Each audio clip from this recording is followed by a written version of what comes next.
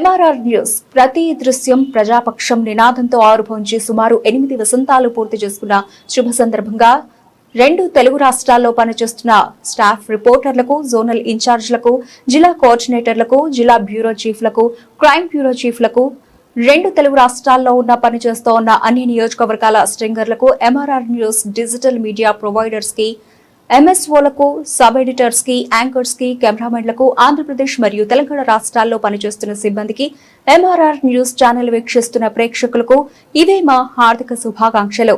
మా ఛానల్ ని వీక్షించండి, లైక్ చేయండి, షేర్ చేయండి, సబ్స్క్రైబ్ చేయండి. గ్రామీణ ప్రాంతం నుండి పట్టణాల వరకు ప్రతి సమస్యను అధికారుల దృష్టికి తీసుకెళ్లి సమస్య పరిష్కారానికి కృషి చేస్తూ ఉన్న MRR న్యూస్ ప్రతి దృశ్యం ప్రజాపక్షం నినాదంతో ఆరంభమై నేటికి 8 వసంతాలకు చేరువలో ఉన్న MRR న్యూస్ ఛానల్ అతి త్వరలో విశాఖపట్నం, విజయవాడ, గుంటూరు, చిత్తూరు, నెల్లూరు, శ్రీకాకుళం, కర్నూలు, పల్నాడు జిల్లా, విజయనగరం, బాపట్ల, నల్గొండ, హైదరాబాద్, నిర్మల్, ఆదిలాబాద్, సిద్దిపేట జిల్లాల్లో ప్రసారాలు టెలికాస్ట్ కానున్నాయని MRR news managing director M Raja తెలియజేశారు. బులెటిన్ ముగించే ముందు ఈ మాచర్ల ప్రాంతంలో గత దశాబ్దాలుగా వరికపుర్సల ప్రాజెక్టు పేరు చెప్పుకొని 2 రాజకీయ పార్టీలు ఆడుతున్నటువంటి ఒక నాటకంలో ఇక్కడ ఉన్నటువంటి ప్రజలు ఎంతోమంది బలైపోయినారు.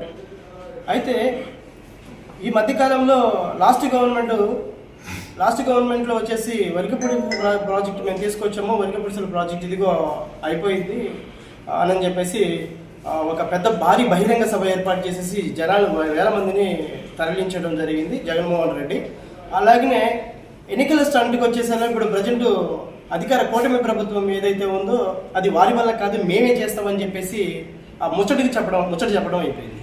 అయితే కాంపన్సేషన్ కింద కొంత భూమిని మన ప్రాజెక్టుకి ఇవ్వాలి, అదే మన ఫారెస్ట్కి ఇవ్వాలని చెప్పున్నారు. అలాగనే ఒక 55 ఎకరాల భూమిని కూడా కేటాయించడం జరిగింది అడిగొప్పల దగ్గర. అలాగనే దానిలో కొన్ని మొక్కలు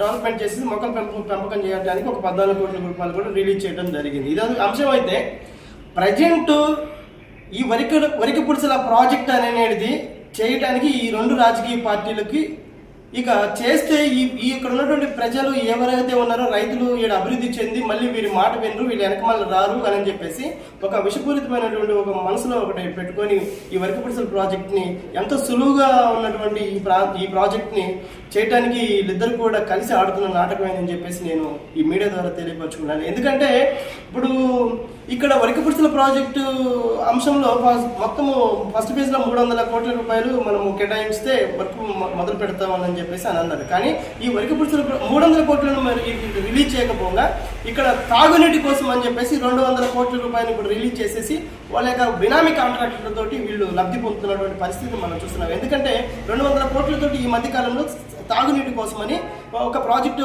పెట్టారు జలజీవన్ మిషన్ కింద. అదే అమౌంట్ని వరికపుర్సల ప్రాజెక్టు కింద మరలించినట్లయితే ఇక్కడ తాగునీటి సమస్య పాటు సాగునీటి సమస్యను కూడా మనం పరిష్కరించుకోవచ్చు అని చెప్పేసి మీడియా ద్వారా తెలియపరచుకుంటున్నాను. నిజంగా చిత్తశుద్ధి ఈ 2 ప్రభుత్వాలకు లేదు. ఎందుకంటే ఇక్కడ ఉన్నటువంటి మనం చూస్తున్నాము కూతవేటు దూరంలో ఉన్నటువంటి ప్రాజెక్ట్ అంటే మనకి ఉన్నటువంటి దగ్గర ఉన్నటువంటి ఈ నాగార్జున సాగర్లో ఉన్నటువంటి ఆ బ్యాక్ వాటర్ తీసుకొచ్చుకోవడానికి మనం పడుతున్నటువంటి అవస్థలు ఒకసారి కంపారిజన్ చేసుకొని చూస్తే ఇక్కడ ఉన్న ప్రజలారా ఒకసారి గమనించండి. ఈ 2 రాజకీయ పార్టీలు ఇద్దరు కలిసి ఆడుతున్న నాటకాలే తప్ప ఎక్కడ కూడా ఈ ప్రజలకు వీళ్ళు చేసేది ఏం లేదు, ఒరిగేది కూడా ఏం లేదని చెప్పేసి ఈ మీడియా ద్వారా తెలియపరచుకుంటాను. అలాగే ఇంకొక అంశం కూడా ప్రధానమైన అంశం కూడా ఉంటుంది. వరికపుర్సల ప్రాజెక్టుకి సంబంధించినటువంటి అంశంలో భాగంగా ఇక్కడ ఉన్నటువంటి రైతులు ఫస్ట్ సమాయత్తం అవ్వాలి. ఎవరో ఒక 4 కూర్చొని మాట్లాడుకొని పాపం ఇక్కడ వాళ్ళు పనులు మానుకొని వస్తే బాగుంటుందని చెప్పేసి ఎంతో కష్టపడుతున్నటువంటి ఇక్కడ ఉన్నటువంటి మిత్రులు అలాగే కొంతమంది పెద్దలు.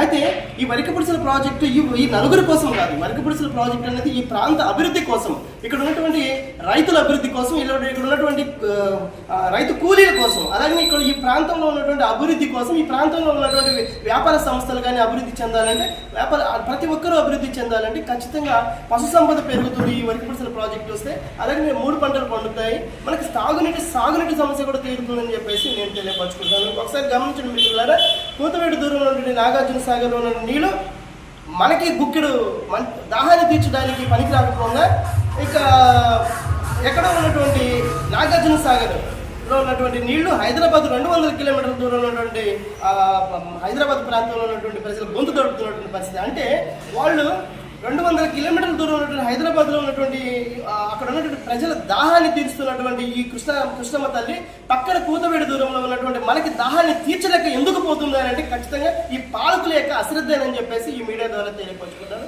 మిత్రులారా ఒకసారి గమనించండి, ప్రతి రైతు ఇక్కడ ఈ ప్రాంతంలో పుట్టినటువంటి ప్రతి ఒక్క బిడ్డ, ప్రతి ఒక్క రైతు కూలి, అలాగే వ్యాపార సంస్థలు చేస్తున్నటువంటి ప్రతి ఒక్కరు కూడా ఇది ఒక బాధ్యతగా తీసుకుని వరికపుడిసెల ప్రాజెక్టు ఒక యుద్ధ ప్రాతిపదికన దీన్ని మనం ఫుల్ఫిల్ చేయాలని చెప్పేసి రేపు మిత్రులు ఏదైతే ఆ రిలే నిరాహార దీక్షలు అని చెప్పి ఉన్నారు, ఆ రిలే నిరాహార దీక్షలకు తమ వంతు ప్రతి గ్రామంలో ఉన్నటువంటి ప్రజలందరూ కూడా మద్దతుగా శిబిరానికి రోజుకి కనీసం ఒక 200 మంది తగ్గకుండా ఈ శిబిరాన్ని జయప్రదం చేయవలసిందిగా నేను కోరుకుంటున్నాను. అలాగే బీసీవై పార్టీ తరపు నుంచి రామచంద్ర యాదవ్ గారిని కూడా ఈ వరికపుడిసెల ప్రాజెక్టుకి సంబంధించినటువంటి అంశాలపైన, అలాగే కేంద్రం దగ్గర ఇక్కడ అసలు వీళ్ళు మోసం చేస్తున్నటువంటి తీరు అసలు ఏంటి, పరిస్థితి ఏంటి, ఇదిగో వస్తుంది అదిగో వస్తుంది, ఇదిగో మేం చేస్తున్నాం అని చెప్పేసి భుజాలు దుడుముకుంటున్నటువంటి ఏది మనం గుర్తు చేసినప్పుడల్లా ఏది మీడియా సమావేశాలు కానీ, రౌండ్ టేబుల్ సమావేశాలు కానీ, అఖిల పక్షాలు కానీ మాట్లాడుతున్నప్పుడు మాత్రము ఇదిగో మేము చేస్తున్నాము అని చెప్పేసి ముచ్చట చెప్తున్నారు.